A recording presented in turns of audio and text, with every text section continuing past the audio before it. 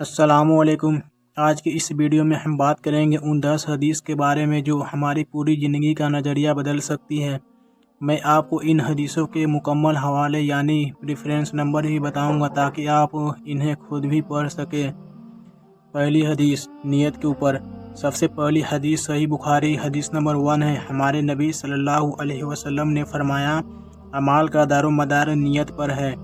یعنی اگر آپ کوئی بہت بڑا نیک کام بھی کر رہے ہیں لیکن نیت میں دکھاوا ہے تو اللہ پاک کے یہاں اس کا کوئی اجر نہیں۔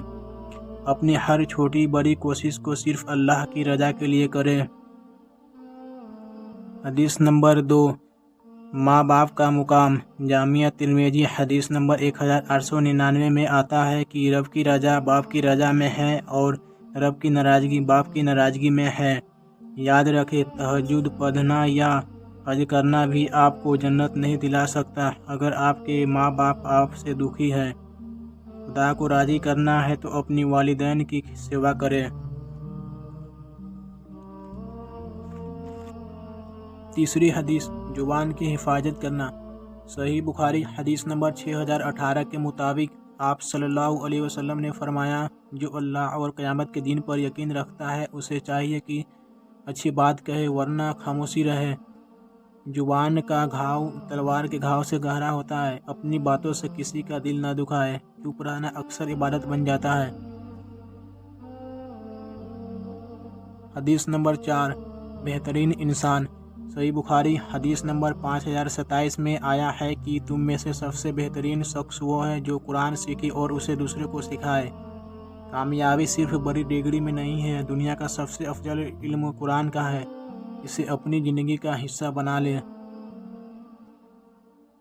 پانچویں حدیث، دوسروں کی مدد کرنا۔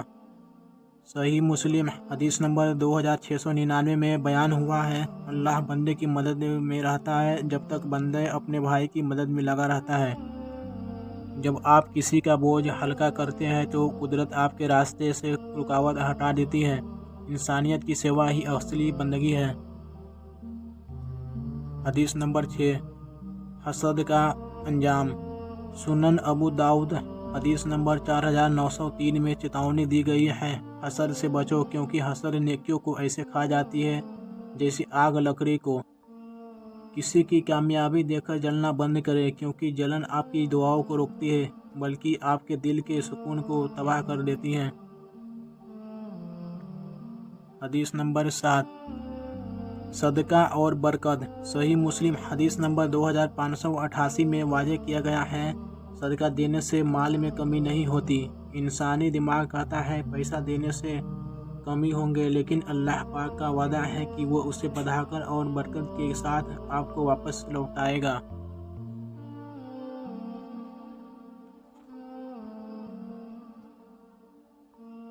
حدیث نمبر 8، پاکیزگی یعنی صفائی کا بیان۔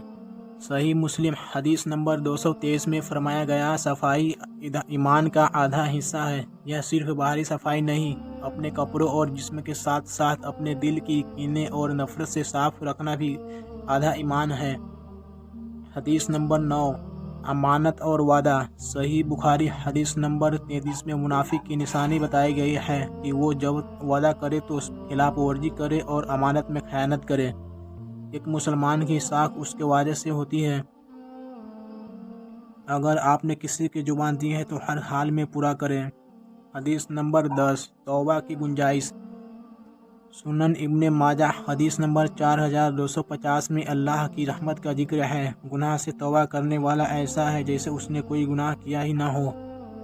اللہ اپنے بندے سے کبھی مایوس نہیں ہوتا، آپ چاہے کتنے بھی گناہگار کیوں نہ ہو۔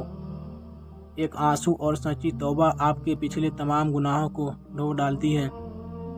دوستو، اس 10 باتوں پر عمل کرنا ہماری دنیا اور آخرت دونوں سنبھل سکتا ہے۔ آپ ان میں سے کس بات پر عمل کریں گے کمنٹ ضرور کریں۔ دعاؤں میں یاد رکھیے۔ جب تک کے لیے اللہ حافظ۔